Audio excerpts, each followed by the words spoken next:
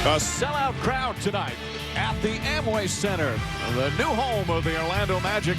It's their second meeting of the season against the Miami Heat. LeBron James and the Heat getting their now usual booze introduced on the road.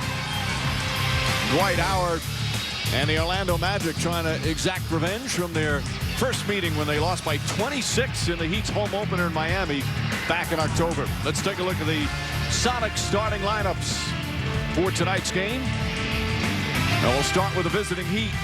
Carlos Arroyo and Zydrunas Ilgauskas. Those two veterans round out Wade James and Bosch for head coach Eric Spoelstra.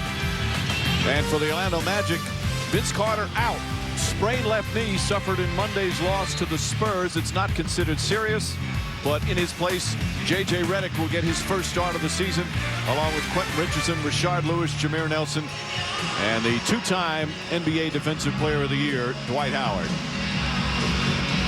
And first thing I got to say, first time in this building, what a beautiful arena. Not only the arena, I was at the practice facility that they have in the same building. Unbelievable. You mean the practice facility that you did not invite us to join you to see? And Nelson making huge plays, 11 points in the fourth quarter for Nelson. Took over the basketball game, scoring in a variety of ways. Penetrating, getting into the seams, laying it over contested hands, spectacular defensive read, not allowing the long pass, clock dwindling down, knocks down a long jump shot. Spectacular night for Jameer Nelson. And for Orlando, they've now won 5 of 6 and improved to 10-4 on the season. Coming up next, EA Sports Maui Invitational Championship game, UConn and Kentucky. This has been a presentation of ESPN, the worldwide leader in sports. For Mark Jackson, Jeff Van Gundy, Lisa Salters, and our entire ESPN crew, this is Mike Green saying thanks for watching and have a happy Thanksgiving. Right now, let's send it to Sean McDonough, Jay Billis, and Bill Raftery in Maui for college basketball. All right, now you may have heard that Lakers coach Phil Jackson said if the Heat keep struggling, Pat Riley might take over for Eric Spoelstra the way he did in 2006 when he replaced Stan Van Gundy and then led the Heat to the NBA title. If you're wondering what Van Gundy thinks about that, well, you don't have to wonder anymore. First of all, I mean, second-guess the other coach and comment on a situation he knows nothing about. I mean, I think it's inappropriate, and it's also ignorant.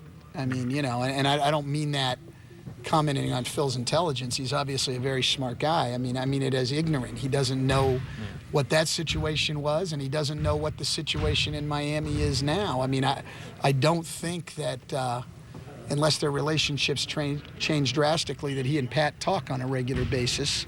So I doubt he would have any information whatsoever on what's going on in Miami.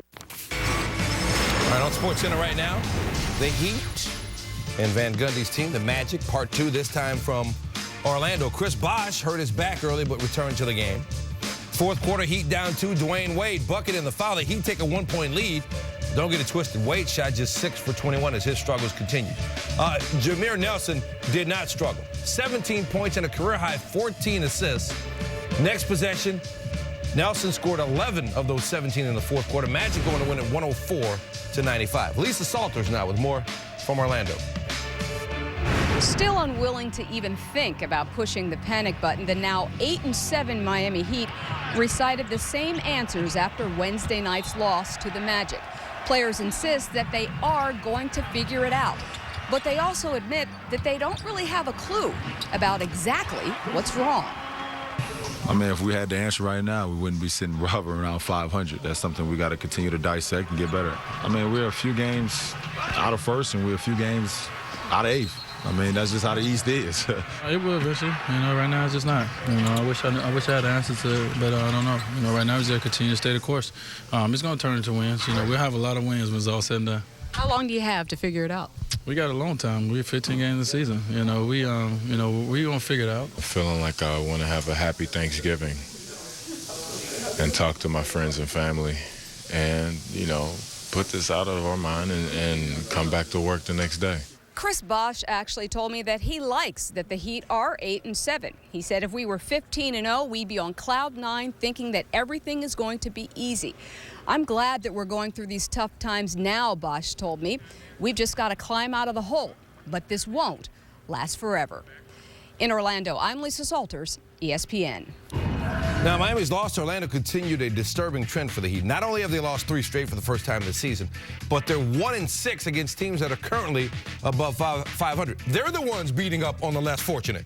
Miami scoring more than 12 fewer points per game this season against teams that now have winning records.